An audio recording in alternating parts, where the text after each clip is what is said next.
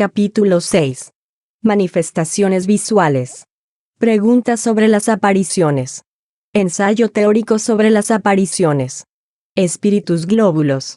Teoría de la alucinación. 100. De todas las manifestaciones espiritistas, las más interesantes son sin contradicción, aquellas por las cuales los espíritus pueden hacerse visibles. Se verá por la explicación de este fenómeno, que como los otros, nada tiene de sobrenatural. A continuación ponemos las respuestas que con este objeto han dado los espíritus. 1. ¿Los espíritus pueden hacerse visibles? Sí. Sobre todo durante el sueño. Sin embargo, ciertas personas los ven también durante la vigilia, pero es más raro. Observación. Mientras que el cuerpo descansa, el espíritu se desprende de los lazos materiales. Es más libre y puede más fácilmente ver a los otros espíritus con los cuales entra en comunicación. El sueño no es más que el recuerdo de este estado. Cuando uno no se acuerda de nada, se dice que no ha soñado, pero el alma no ha dejado de ver y gozar de su libertad. Nosotros nos ocupamos más especialmente aquí de las apariciones en estado de vigilia. Véase para más detalles sobre el estado del espíritu durante el sueño. El libro de los espíritus, capítulo sobre la emancipación del alma, número 409. 2. ¿Los espíritus que se manifiestan a la vista? ¿Pertenecen más bien a una clase que a otra? No. ¿Pueden pertenecer a todas las clases, a las más elevadas como a las más inferiores? 3. ¿Es dado a todos los espíritus el manifestarse visiblemente? ¿Todos lo pueden? Pero para esto no tienen siempre el permiso ni la voluntad. 4. ¿Cuál es el fin de los espíritus que se manifiestan visiblemente? Esto depende de su naturaleza. El fin puede ser bueno o malo. 5. ¿Cómo puede darse este permiso cuando el fin es malo? Entonces es para probar a aquellos a quienes se aparecen. La intención del espíritu puede ser mala, pero el resultado puede ser bueno. 6. ¿Cuál puede ser el fin de los espíritus que tienen mala intención haciéndose ver? Asustar y muchas veces vengarse. ¿Cuál es el de los espíritus que vienen con buena intención? Consolar a las personas que lamentan su ausencia, probar que existen y están cerca de vosotros, dar consejos y algunas veces reclamar asistencia para ellos mismos. 7. ¿Qué inconveniente habría en que la posibilidad de ver a los espíritus fuese permanente y general? ¿No sería esto un medio de quitar las dudas de los más incrédulos?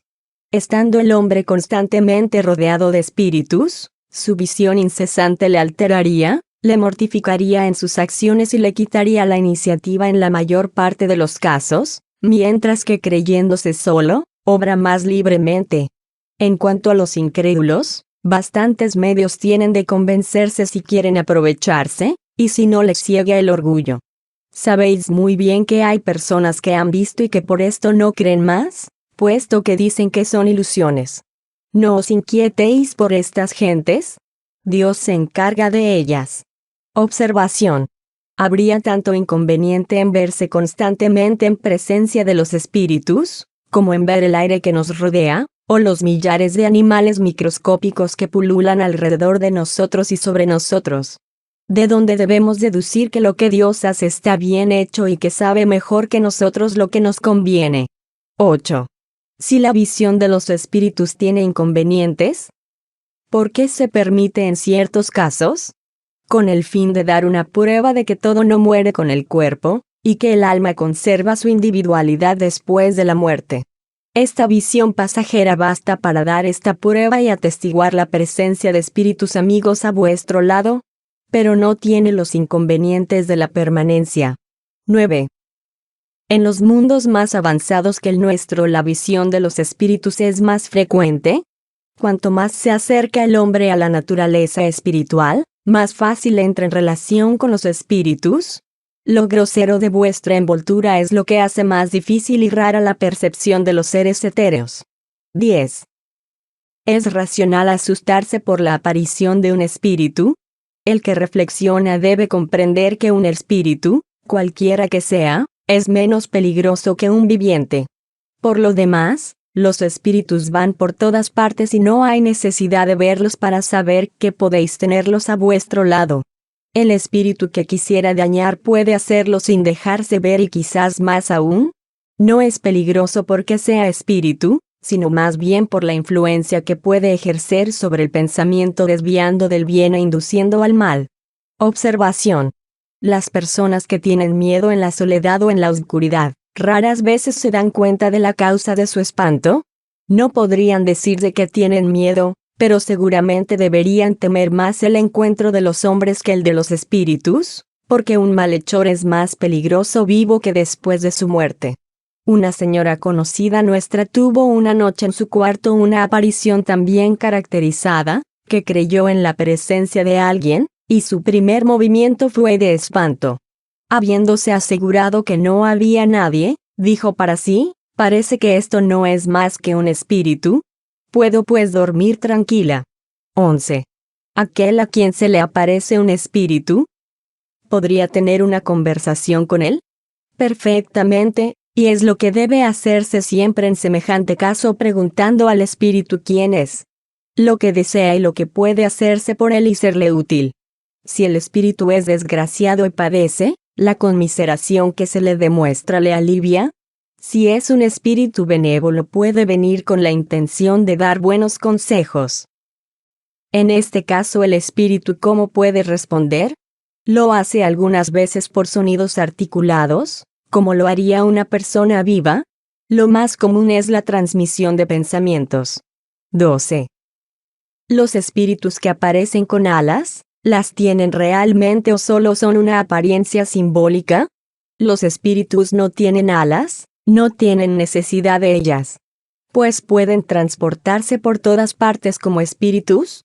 Aparecen según el modo con el que quieren afectar a la persona a la cual se muestran. Los unos aparecerán con el traje vulgar, otros envueltos en ropajes, algunos con alas, como atributo de la categoría de los espíritus que representan. 13. Las personas que se ven en sueños son siempre aquellas cuyo aspecto tienen. Casi siempre son aquellas personas que vuestro espíritu va a encontrar, o que vienen a encontraros. 14. Los espíritus burlones no podrían tomar la apariencia de las personas que nos son queridas para inducirnos al error. No toman apariencias fantásticas sino para divertirse a vuestra costa. Pero hay cosas con las que no les es permitido divertirse. 15. Siendo el pensamiento una especie de vocación se comprende que provoque la presencia del espíritu, pero ¿cómo es que muchas veces las personas en las cuales se piensa más, que se desea ardientemente volver a ver, nunca se presentan en sueños, mientras que se ven personas indiferentes y en las cuales no se piensa de ningún modo? Los espíritus no tienen siempre la posibilidad de manifestarse a la vista, aun en sueño, y a pesar del deseo que se tiene de verles. Causas independientes de su voluntad pueden impedirlo. Muchas veces esto es también una prueba, de la que el deseo más ardiente no puede librar. En cuanto a las personas indiferentes, si vosotros no pensáis en ellas, es posible que ellas piensen en vosotros. Por lo demás vosotros no podéis formaros una idea de las relaciones del mundo de los espíritus. Encontraréis allí una porción de conocimientos íntimos, antiguos o nuevos, de los cuales no tenéis ninguna idea en estado de vigilia. Observación. Cuando no hay ningún medio de comprobar las visiones o apariciones, se puede sin duda ponerlas en la cuenta de las alucinaciones. Pero cuando son confirmadas por los acontecimientos, ¿no podrán atribuirse a la imaginación? Tales son, por ejemplo, las apariciones en el momento de su muerte, en sueño o en estado de vigilia, de personas en las cuales no se piense de ningún modo, y que por diversas señales viene a revelar circunstancias del todo inesperadas a su objeto. Se ha visto muchas veces a los caballos encabritarse y rehusar avanzar ante apariciones que espantaban a aquellos que los conducían. Si la imaginación produce algún efecto en los hombres, seguramente no existe entre los animales. Por otra parte, Si las imágenes que se ven en sueños fueran siempre un efecto de las preocupaciones de la vigilia, nada explicaría por qué acontece a menudo que no se sueña jamás en las cosas que más se piensa. 16. ¿Por qué ciertas visiones son más frecuentes en estado de enfermedad? También tienen lugar en estado de perfecta salud, pero en la enfermedad los lazos materiales están relajados. La debilidad del cuerpo deja más libertad al espíritu, quien entra con más facilidad en comunicación con los otros espíritus. 17. Las apariciones espontáneas parecen ser más frecuentes en ciertos lugares. ¿Será que algunos pueblos están mejor dotados que otros para tener esta clase de manifestaciones? ¿Es que hacéis un proceso verbal por cada aparición? Las apariciones, los ruidos, todas las manifestaciones, en fin, están igualmente extendidas por toda la tierra, pero presentan caracteres distintos según los pueblos en los cuales tienen lugar. Por ejemplo, en aquellos donde la escritura está poco extendida, no hay medium escribientes. En los otros abundan. En otra parte hay ruidos más a menudo y movimientos que comunicaciones inteligentes, porque éstas son menos estimadas y buscadas. 18. ¿Por qué las apariciones tienen más bien lugar por la noche? ¿No sería esto un efecto del silencio y de la obscuridad sobre la imaginación? Por la misma razón que la obscuridad os hace ver durante la noche las estrellas que no veis en pleno día. La gran claridad puede borrar una aparición ligera, pero es un error creer que la noche sirva en cuanto a eso para alguna cosa. Preguntad a todos aquellos que las han tenido y veréis que la mayor parte las han visto de día. Observación. Los hechos de apariciones son mucho más frecuentes y generales de lo que se cree, pero muchas personas no los confiesan por temor al ridículo, otros los atribuyen a la ilusión. Si parecen más multiplicados en ciertos pueblos, esto proviene de que se conservan en ellos más cuidadosamente las tradiciones verdaderas o falsas, casi siempre abultadas por el atractivo de lo maravilloso, a que se presta más o menos el aspecto de las localidades. La credulidad hace entonces ver efectos sobrenaturales en los fenómenos más vulgares. El silencio de la soledad, la escabrosidad de los torrentes, el mugido del bosque, las ráfagas de la tempestad, el eco de las montañas, la forma fantástica de las nubes, las sombras, las ilusiones ópticas, todo en fin, se presta para ilusionar a imaginaciones sencillas y cándidas, que cuentan de buena fe lo que han visto, o lo que han creído ver. Pero al lado de la ficción está la realidad. El estudio formal del espiritismo conduce a separar de la realidad todos los accesorios ridículos de la superstición. 19. ¿La visión de los espíritus se produce en estado normal o solamente en un estado extático? ¿Puede tener lugar en las condiciones perfectamente normales? Sin embargo, las personas que los ven están muchas veces en un estado particular muy cerca del éxtasis que les da una especie de doble vista. El libro de los espíritus, número 447. 20. Aquellos que ven a los espíritus, ¿los ven por los ojos? Ellos lo creen, pero en realidad el alma es la que ve, y lo que lo prueba es que pueden verse con los ojos cerrados. 21. ¿Cómo puede el espíritu hacerse visible? El principio es el mismo que el de todas las manifestaciones, tiende a las propiedades del periespíritu, que puede sufrir diversas modificaciones a gusto del espíritu. 22. El espíritu propiamente dicho puede hacerse visible, o bien no lo puede, sino con la ayuda del periespíritu. En vuestro estado material, los espíritus solo pueden manifestarse con la ayuda de su envoltura semimaterial. Es el intermediario por el cual obran sobre vuestros sentidos. Bajo esta envoltura aparecen algunas veces con una forma humana o cualquier otra, ya sea en sueños, ya sea en estado de vigilia, lo mismo a la luz que en la obscuridad. 23. Se podría decir que es por condensación del fluido del periespíritu que el espíritu se hace visible. Condensación no es la palabra, más bien es una comparación que puede ayudar a haceros comprender el fenómeno, porque realmente no hay condensación. Por la combinación de los fluidos, se produce en el periespíritu una disposición particular que no tiene analogía para vosotros y que lo hace perceptible. 24. Los espíritus que aparecen no pueden tocarse nunca y son siempre inaccesibles al tacto. En su estado normal son impalpables, como cuando se sueña. Sin embargo, pueden hacer impresión en el tacto y dejar trazas de su presencia, y aún en ciertos casos venir a ser momentáneamente tangibles, lo que prueba que entre ellos y vosotros hay una materia. 25. ¿Todos son aptos para ver los espíritus? Durante el sueño, sí. Pero no en estado de vigilia. En el sueño el alma ve sin intermediario. En la vigilia está siempre más o menos sujeta a la influencia de los órganos. Por esto las condiciones no son siempre las mismas. 26. ¿De qué proviene la facultad de ver los espíritus durante la vigilia? Esta facultad depende del organismo. Proviene de la facilidad más o menos grande que tiene el fluido del vidente para combinarse con el del espíritu. Así no basta al espíritu querer mostrarse. Es preciso, además, que encuentre en la persona a la cual quiere hacerse ver, la aptitud necesaria. Esta facultad puede desenvolverse con el ejercicio.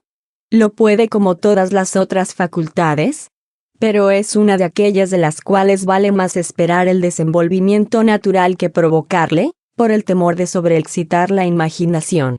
La visión general y permanente de los espíritus es excepcional, y no está en las condiciones normales del hombre. 27. ¿Se puede provocar la aparición de los espíritus? Se puede algunas veces, pero muy raramente. Es casi siempre espontánea. Para esto es menester estar dotado de una facultad especial. 28. ¿Los espíritus pueden hacerse visibles bajo otra apariencia que la forma humana? ¿La forma humana es la forma normal? El espíritu puede variar su apariencia, pero siempre es el tipo humano. ¿No pueden manifestarse bajo la forma de una luz? ¿Pueden producir llamas, luces, como cualesquiera otros efectos, para atestiguar su presencia? Pero estas cosas no son los mismos espíritus. La llama muchas veces solo es una ilusión óptica, o una emanación del periespíritu. En todos los casos no es más que una parte de este. El periespíritu no aparece entero sino en las visiones. 29.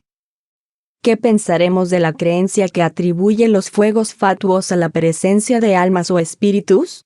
Superstición producida por la ignorancia. La causa física de los fuegos fatuos es bien conocida. La llama azul que apareció, según se dice, sobre la cabeza del niño Servius Tullius. ¿Es una fábula o una realidad? ¿Era real? Fue producida por el espíritu familiar que quería advertir a la madre. Esta madre, medium vidente, había percibido un rayo del espíritu protector de su hijo. Todos los medium videntes no ven al mismo grado, así como vuestros medium escribientes no escriben todos la misma cosa. Mientras que esta madre solo veía una llama, otro medium hubiese podido ver el mismo cuerpo del espíritu. 30. ¿Los espíritus podrían presentarse bajo la forma de animales? Puede suceder, pero los que tomen estas apariencias son siempre espíritus muy inferiores. En todos los casos esto solo sería una apariencia momentánea, porque sería absurdo el creer que un animal cualquiera pudiese ser la encarnación real de un espíritu. Los animales son siempre animales y no otra cosa. Observación. Solo la superstición puede hacer creer que ciertos animales están animados por espíritus. Es preciso una imaginación muy complaciente o bien afectada, para ver alguna cosa sobrenatural en circunstancias un tanto extravagantes, con las cuales se presentan algunas veces. Pero el miedo hace ver con frecuencia lo que no existe. El miedo no siempre es el origen de esta idea. Hemos conocido una señora muy inteligente, por cierto, que se aficionó más de lo regular a un gran gato negro, porque le creía de una naturaleza sobreanimal, pero no había oído jamás hablar del espiritismo. Si lo hubiera conocido, le habría hecho comprender lo ridículo de la causa de su predilección, probándole la imposibilidad de semejante metamorfosis. Ensayo teórico sobre las apariciones. 101. Las manifestaciones aparentes más ordinarias tienen lugar cuando se duerme, por los sueños. Estas son las visiones. No puede entrar en nuestro cuadro el examen de todas las particularidades que pueden presentar los sueños.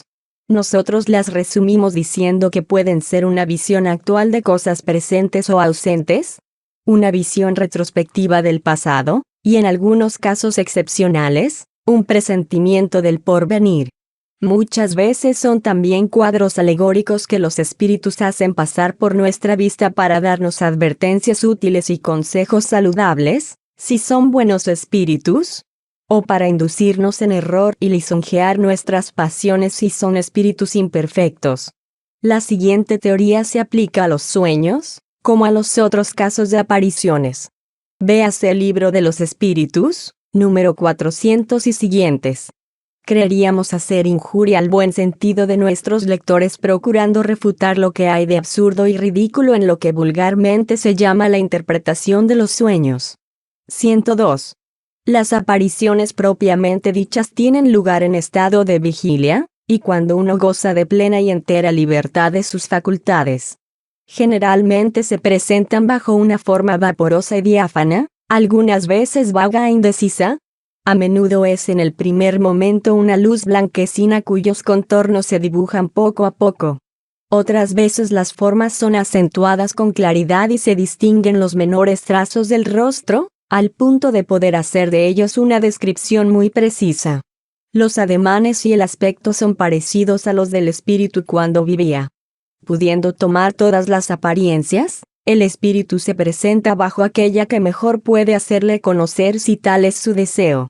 De este modo, aun cuando el espíritu no tenga ningún defecto corporal, se manifestará estropeado, cojo, jorobado, herido, con cicatrices, si esto es necesario para justificar su identidad. Esopo, por ejemplo, como espíritu no es deforme, pero si se le evoca, aunque Esopo hubiera tenido después muchas existencias, aparecerá feo y jorobado, con el traje tradicional. Una cosa notable es que a menos de circunstancias particulares, las partes menos dibujadas son los miembros inferiores, mientras que la cabeza, el tronco, los brazos y las manos, se presentan siempre claramente. Tampoco casi nunca se les ve andar, sino deslizarse como sombras. En cuanto al traje, ordinariamente se compone de un ropaje terminado en largos pliegues flotantes. La apariencia de los espíritus que no han conservado nada de las cosas terrestres, es al menos con una cabellera ondulante y graciosa, pero los espíritus vulgares, aquellos que se han conocido, tienen generalmente el traje que tenían en el último periodo de su existencia. Muchas veces tienen atributos característicos de su elevación, como una aureola, o alas para aquellos que puedan considerarse como ángeles, mientras que otros llevan los que recuerdan sus ocupaciones terrestres. De este modo un guerrero podrá aparecerse con su armadura, un sabio con sus libros, un asesino con un puñal, etc. Los espíritus superiores tienen una figura bella, noble y serena. Los más inferiores tienen algo de feroz y bestial, y algunas veces llevan aún las señales de los crímenes que han cometido o de los suplicios que han sufrido. La cuestión del traje y de todos estos objetos accesorios puede que sea la que más admira. Volveremos a ella en un capítulo especial, porque tiene relación con otros hechos más importantes. 103. Hemos dicho que la aparición tiene algo de vaporoso. En ciertos casos se podría compararle a la imagen reflejada en un espejo sin alinde, y que a pesar de su limpieza no impide ver al través los objetos que están por detrás. Así es generalmente, como los distinguen los medium videntes.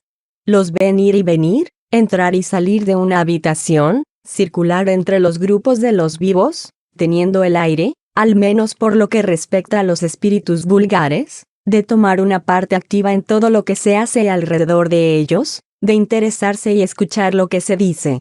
Frecuentemente se les ve acercarse a una persona, sugerirle ideas, influirla, consolarla si son buenos, ridiculizarla si son malignos, mostrarse tristes o contentos de los resultados que obtienen. Sucede en una palabra, lo mismo que en el mundo corporal. Tal es el mundo oculto que nos rodea, en medio del cual vivimos sin que lo percibamos, así como vivimos sin tampoco percibirlo en medio de las miríadas del mundo microscópico. El microscopio nos ha revelado el mundo de lo infinitamente pequeño que no sospechábamos. El espiritismo, ayudado por los médium, nos ha revelado el mundo de los espíritus, que es también una de las fuerzas activas de la naturaleza. Con ayuda de los médium videntes hemos podido estudiar el mundo invisible, iniciarnos en sus costumbres, como un pueblo de ciegos podría estudiar el mundo visible, ayudado de algunos hombres que gozasen de la vista. Véase el capítulo 14, del libro de los médium, el artículo concerniente a los médium videntes. 104. El espíritu que quiere o puede aparecer, reviste algunas veces una forma más clara todavía, teniendo todas las apariencias de un cuerpo sólido, hasta el punto de producir una ilusión completa y hacer creer que se tiene delante de sí un ser corporal. En algunos casos, en fin, y bajo el imperio de ciertas circunstancias, la tangibilidad puede venir a ser real, esto es que se puede tocar, palpar, sentir la misma resistencia, el mismo calor que de parte de un cuerpo vivo, lo que no impide el desvanecerse con la rapidez del rayo. Entonces ya no es por los ojos como se hace constar la presencia, sino por el tacto. Si se podía atribuir a la ilusión o a una especie de fascinación la aparición simplemente visual, la duda no puede tener lugar cuando se puede cogerla, palparla, y más aún cuando ella misma os coge y os estrecha.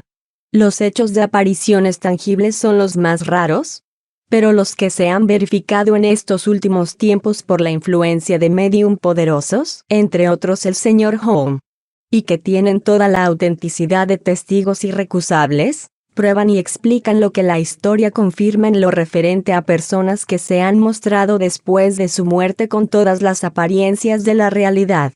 Por lo demás, como lo hemos dicho, por extraordinarios que sean semejantes fenómenos, todo lo maravilloso desaparece cuando se conoce la manera como se producen, y se comprende que lejos de ser una derogación de las leyes de la naturaleza, no son otra cosa que una nueva aplicación de las mismas.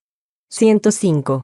Por su naturaleza y en su estado normal el periespíritu es invisible, así como hay una porción de fluidos que sabemos que existen, y que sin embargo, no hemos visto jamás. Pero pueden también, lo mismo que ciertos fluidos, sufrir modificaciones que le hagan perceptible a la vista, ya sea por una especie de condensación, ya por un cambio en la disposición molecular. Entonces nos aparece bajo una forma vaporosa. La condensación, no es necesario tomar esta palabra al pie de la letra. Solo la empleamos a falta de otra y a título de comparación. La condensación, decimos, puede ser tal que el periespíritu adquiere las propiedades de un cuerpo sólido y tangible, pero puede instantáneamente volver a tomar su estado etéreo e invisible. Podemos darnos cuenta de este efecto por el del vapor, que puede pasar de la invisibilidad al estado nebuloso, luego líquido, luego sólido y viceversa. Estos diferentes estados del periespíritu son el resultado de la voluntad del espíritu y no de una causa física exterior como en nuestros gases. Cuando se nos aparece, es porque pone su periespíritu en el estado necesario para hacerle visible. Para esto su voluntad no basta, porque la modificación del periespíritu se opera por su combinación con el fluido propio del medium. Pero esta combinación no es siempre posible, lo que explica por qué la visibilidad de los espíritus no es general. Así no basta que el espíritu quiera mostrarse, no basta tampoco que una persona quiera verle. Es preciso que los dos fluidos puedan combinarse, que haya entre ellos una especie de afinidad. Puede ser también que la emisión del fluido de la persona sea bastante abundante para operar la transformación del periespíritu y probablemente otras condiciones que nos son desconocidas. Por fin es menester que el espíritu tenga el permiso de hacerse ver a tal persona, lo cual no siempre se le concede, o solo se le permite en ciertas circunstancias, por motivos que no podemos apreciar. 106. Otra propiedad del periespíritu y que tiende a su naturaleza etérea, es la penetrabilidad. Ninguna materia le hace obstáculo. Las atraviesa todas, como la luz atraviesa los cuerpos transparentes. Y por esto, nada hay por cerrado que esté, que pueda oponerse a la entrada de los espíritus. Estos van a visitar al prisionero en su calabozo tan fácilmente como al hombre que está en medio de los campos. 107. ¿Las apariciones en estado de vigilia no son ni raras ni nuevas? ¿Las ha habido en todos los tiempos? La historia refiere gran número de ellas, pero sin ir tan lejos, en nuestros días son muy frecuentes, y muchas personas las han tenido y en un principio las han tomado, por lo que se ha convenido en llamar alucinaciones. Son frecuentes sobre todo en los casos de muerte de personas ausentes, que vienen a visitar a sus parientes o amigos. Muchas veces no tienen objeto bien determinado, pero se puede decir que en general los espíritus que aparecen de este modo son atraídos por la simpatía. Detengámonos a interrogar nuestros recuerdos, y veremos que hay pocas personas que no tengan conocimiento de algunos hechos de este género cuya autenticidad no podría ponerse en duda. 108. Añadiremos a las condiciones precedentes el examen de algunos efectos de óptica que han dado lugar al singular sistema de los espíritus glóbulos. El aire no tiene siempre una limpieza absoluta y hay circunstancias en que las corrientes de las moléculas aeriformes y su agitación producida por el calor se hacen perfectamente visibles.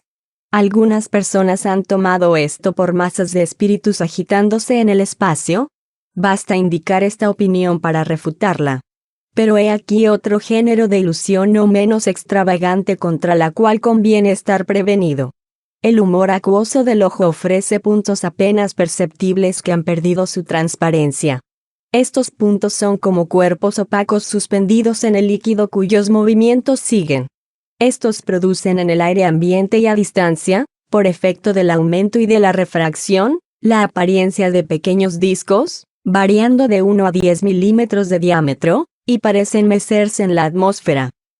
Hemos visto personas que tomaban estos discos por espíritus que les seguían y acompañaban por todas partes, y en su entusiasmo tomar por figuras los matices de la irisación, lo que es casi tan racional como ver una figura en la luna.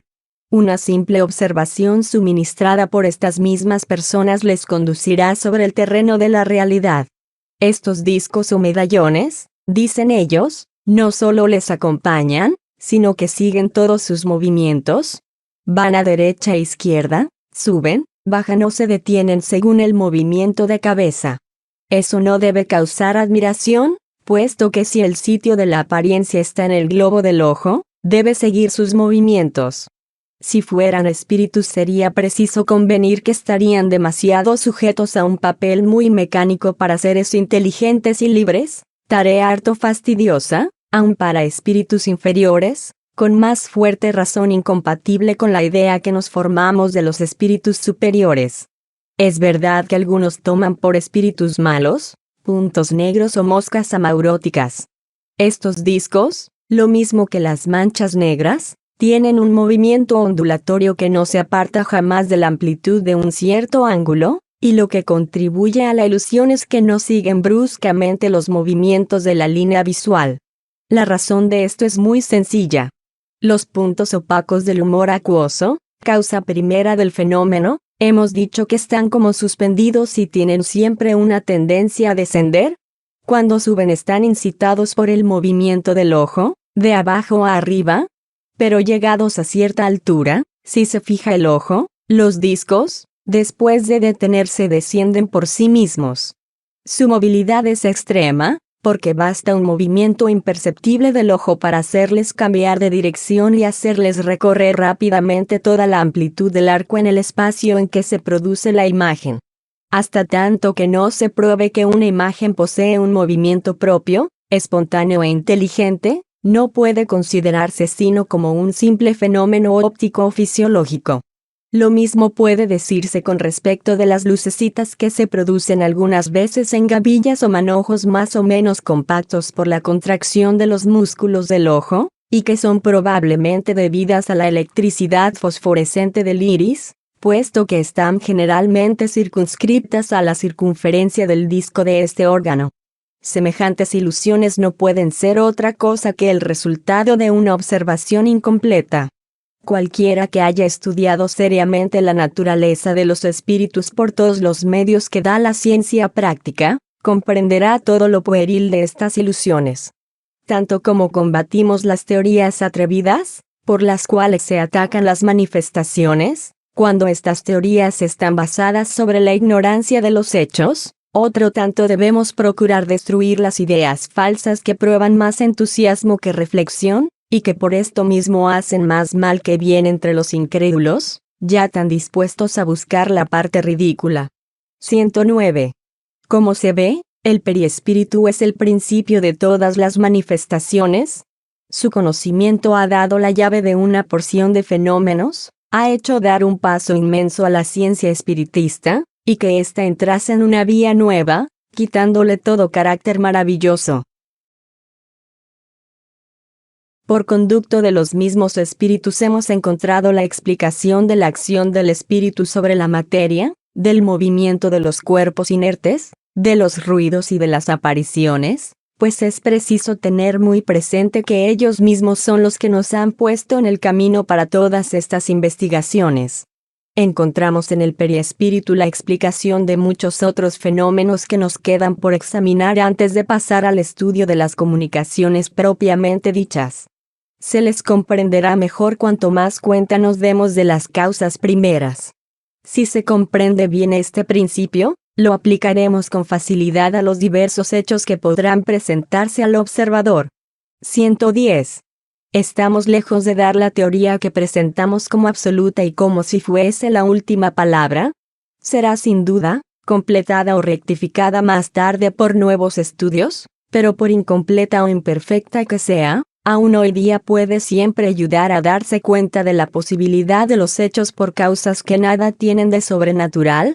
Si esto es una hipótesis, sin embargo, no se le puede negar el mérito de la racionalidad y de la probabilidad, y vale más que todas las explicaciones que dan los que niegan, para probar que todo es ilusión, fantasmagoría y subterfugio en los fenómenos espiritistas.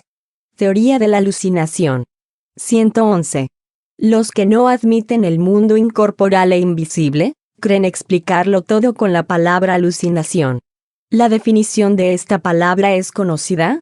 Esto es, un error, una ilusión de una persona que cree tener percepciones que no tiene realmente, pero los sabios no han dado todavía la razón fisiológica que nosotros sepamos. La óptica y la fisiología parece que no tienen ya secretos para ellos. ¿Cómo es que no han explicado aún la naturaleza y el origen de las imágenes que se presentan al espíritu en ciertas circunstancias? ¿Quieren explicarlo todo por las leyes de la materia, conforme? ¿Que den pues por estas leyes una teoría de la alucinación? Buena o mala, siempre sería una explicación. 112. ¿La causa de los sueños no se ha explicado jamás por la ciencia? Los atribuye a un efecto de la imaginación, pero no nos dice lo que es la imaginación ni cómo produce estas imágenes tan claras y tan limpias que nos aparecen algunas veces. Esto es explicar una cosa que no conoce por otra que tampoco es conocida. La cuestión queda pues pendiente.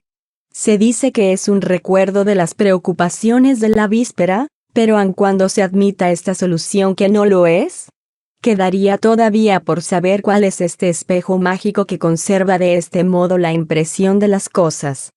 ¿Cómo se explican, sobre todo, estas visiones de cosas reales, que no se han visto jamás en estado de vigilia, y en las que nunca se ha pensado? Solo el espiritismo podía darnos la llave de este raro fenómeno, que pasa desapercibido a causa de su misma vulgaridad, como todas las maravillas de la naturaleza que pisoteamos.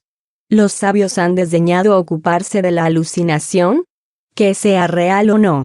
No deja de ser un fenómeno que la fisiología debe poder explicar, bajo pena de confesar su insuficiencia. Si algún día un sabio se empeña en dar, no una definición, entendámonos bien, sino una explicación fisiológica de ella, veremos si su teoría resuelve todos los casos, que no omita sobre todo los hechos tan comunes de apariciones de personas en el momento de su muerte. que diga de dónde viene la coincidencia de la aparición con la muerte de la persona. Si esto fuese un hecho aislado, se podría atribuir a la casualidad. Pero como es muy frecuente, la casualidad no tiene estas reincidencias.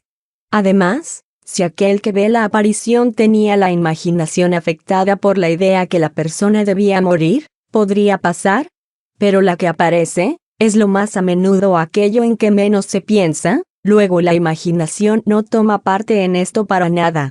Por la imaginación pueden explicarse menos aún las circunstancias de la muerte de la cual no se tiene ninguna idea. Los alucinacionistas dirán acaso, que el alma, si es que la admiten, tiene momentos de sobreexcitación en que sus facultades están exaltadas. ¿Estamos acordes? Pero cuando lo que ve es real, no es una ilusión. Si en su exaltación el alma ve una cosa que no está presente, ¿es pues que se transporta? Pero si nuestra alma puede transportarse hacia una persona ausente, ¿por qué el alma de esa persona no puede transportarse hacia nosotros? Que en su teoría de la alucinación tomen en cuenta estos hechos y no olviden que una teoría a la cual se pueden oponer hechos contrarios, es necesariamente falsa e incompleta. Esperando su explicación, vamos a ensayar emitir algunas ideas con este objeto. 113. Los hechos prueban que hay verdaderas apariciones de las cuales la teoría espiritista da buena cuenta, y que solo pueden negar los que no admiten nada fuera del organismo. Pero al lado de las visiones reales hay alucinaciones en el sentido aplicado a esta palabra. Esto no es dudoso. ¿Cuál es su origen? Los espíritus nos pondrán en el camino, porque la explicación nos parece del todo completa en las respuestas hechas a las preguntas siguientes. ¿Las visiones son siempre reales y no son algunas veces el efecto de la alucinación? ¿Cuándo se ven sueños, o de otro modo, al diablo por ejemplo, u otras cosas fantásticas que no existen, ¿no es esto un producto de la imaginación? Sí, algunas veces, cuando se está afectado por ciertas lecturas, o por historias de diabluras que impresionan, se recuerda y se cree ver lo que no existe. Pero hemos dicho también que el espíritu, bajo su envoltura semimaterial, puede tomar toda clase de formas para manifestarse. Un espíritu burlón puede pues aparecer con cuernos y garras si le place, a fin de divertirse con la credulidad, como un buen espíritu puede mostrarse con alas y una figura radiante. Se pueden considerar como apariciones las figuras y otras imágenes que se presentan muchas veces cuando uno está medio dormido, o simplemente cuando se nos cierran los ojos. Desde que los sentidos se embotan, el espíritu se desprende y puede ver de lejos o de cerca lo que no podría ver con los ojos. Estas imágenes son muchas veces visiones, pero pueden ser también un efecto de las impresiones que la vista de ciertos objetos ha dejado en el cerebro, cuyas señales conserva como conserva la de los sonidos. El espíritu desprendido ve entonces en su propio cerebro estas señales, que se han fijado en él como imágenes sobre una placa fotográfica. Su variedad y su mezcla forman conjuntos extravagantes y fugitivos que se borran casi repentinamente a pesar de los esfuerzos que se hacen para retenerlos. Es preciso atribuir a una causa semejante ciertas apariciones fantásticas que no tienen nada de real, y que se producen muchas veces en estado de enfermedad. Es un hecho constante que la memoria es el resultado de las impresiones conservadas por el cerebro. ¿Por qué singular fenómeno estas impresiones tan variadas y tan múltiples no se confunden? Este es un misterio impenetrable, pero que no es más extraño que el de las ondulaciones sonoras que se cruzan en el aire y no quedan menos claras. En un cerebro sano y bien organizado estas impresiones son claras y precisas. En un estado menos favorable se borran y confunden. De ahí la pérdida de memoria o la confusión de ideas. Esto parece además menos extraordinario, si se admite como en frenología un destino especial a cada parte, y aún a cada fibra del cerebro.